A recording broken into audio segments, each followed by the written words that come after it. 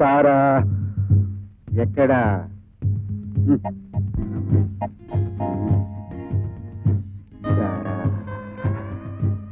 రా, కమాన్ అయితే రా రా, త్వరగా రా. రా తారా, నీకోసం ఎంత ఎదురు చూస్తున్నాను. రా.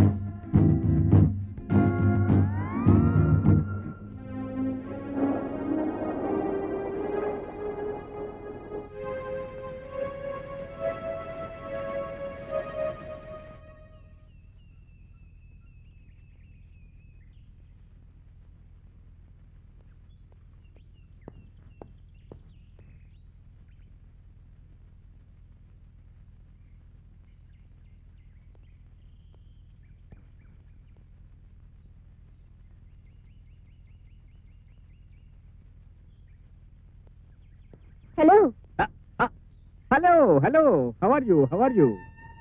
Fine fine.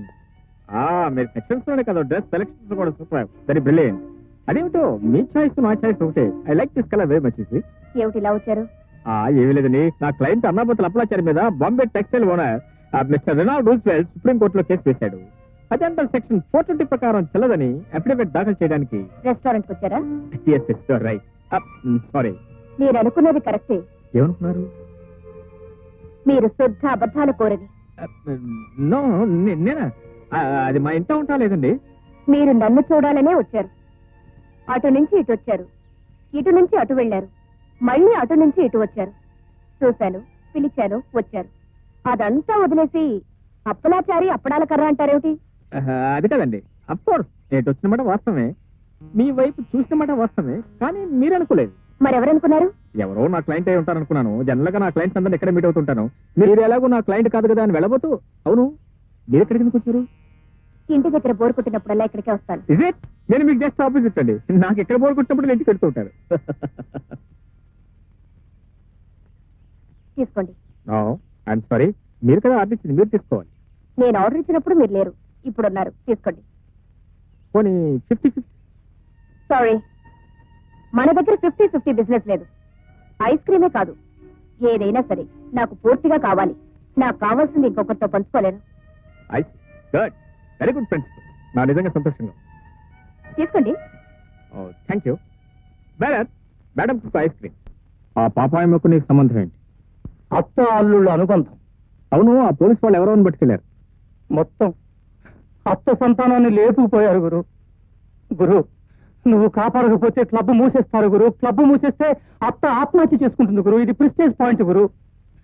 అత్త వ్యాపారం మొదలెట్టిన తర్వాత ఇంతవరకు ఏ ఒక్క పోలీసుడు వచ్చి అందులో కాలు పెట్టలేదు. ఇన్స్పెక్టర్ కొత్తగా వచ్చాడు గురు. వస్తున్నా, ఆ ఇన్స్పెక్టర్ లేపేద్దాం. ఎలా గురు? బాధ్యత గల ఒక పోలీస్ అధికారి పాపాయమ్మను బలాత్కరించిపోయాడు. దానికి సెక్షన్ 9 ప్రకారం ఒక పోలీస్ ఆఫీసర్ ప్రభుత్వ ఉద్యోగం చేస్తుండి ఒక ఆడపిల్ల మీద అఘాయిత్యం చేస్తే అతన్ని సివియర్ గా పనిష్ చేయొచ్చు. అయినా కేసు టేకప్ చేసే లాయర్ సెక్షన్స్ తెలియక అడుగుతున్నారా, లేకపోతే నేను టెస్ట్ చేస్తున్నారా? అదే లేదండి, నేను సుప్రీంకోర్టు లాయర్ని కదండి. ఇవన్నీ పెట్టి కేసెస్, నా అసిస్టెంట్ చూసుకుంటారు. That's all. ఏమిటి, చిన్న కేసా? ఎవరండి చెప్పింది? ఐ మీన్ పెట్టి కేసు కాదనుకోండి. అసలు కేసు పెట్టాను కాదు, పెట్టి కేసు నేను తీసుకుంటానండి. ఆమె సుప్రీంకోర్టు లాయర్ వేసి సెక్షన్ 119 ప్రకారం నేరం జరగకుండా చూడాల్సిన బాధ్యత గల ఒక పోలీస్ ఆఫీసరే దుష్ప్రేరణతో నేరానికి పాల్పడినందుకు సెక్షన్ 116 ప్రకారం దుష్ప్రేరణ చేయ వ్యక్తి, సెక్షన్ 367 ప్రకారం దుష్ప్రేరణే కాక తీవ్రమైన ఘాతకానికి కూడా పాల్పడినందుకు, సెక్షన్ 372 ప్రకారం దుష్ప్రేరణ చేస్తున్నందుకు. మేడం అయ్యా బోరింగ్ మహాశయ, ఇంట్లో మా నాన్న బోరు పళ్ళాకి ఇక్కడికి వస్తే మీరేమిటండి ఈ దుష్ప్రేరణతో నాకు బోరేస్తున్నారు? ఏమిటి బోరేస్తున్నానా? ఇంకా నేనేదో చీరేస్తున్నాను అనుకున్నాను. బాబు ఇంక వేరేదైనా మాట్లాడండి.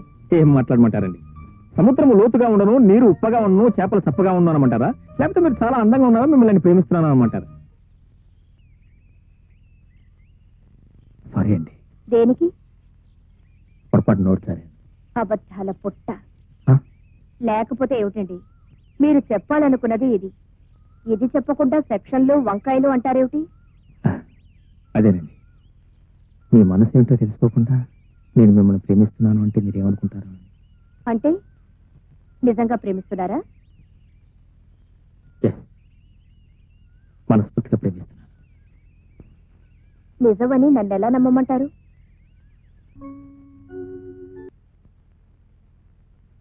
దేవుని మీద ప్రమాణం చేసి, దేవుని ఎదుట ప్రమాణము చేసి అంతా నిజమే చెప్తాను. అంతా నిజమే చెప్పు. అబద్ధం చెప్పను.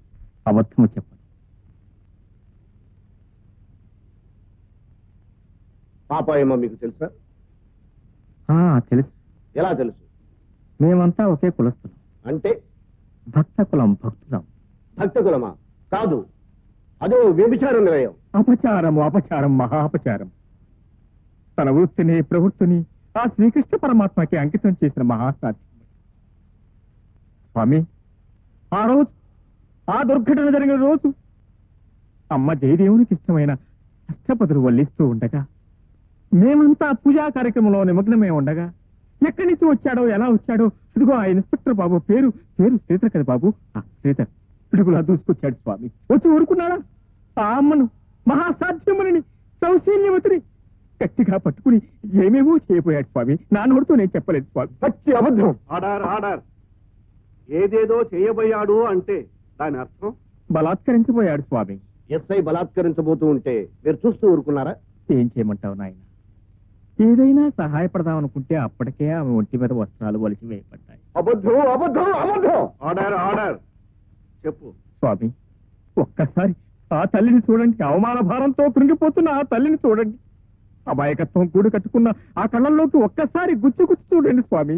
ఆ తల్లి వ్యభిచారినా? మరి ఇంతమంది భక్తులుండి ఆమెనెందుకు కాపాడలేకపోయారు?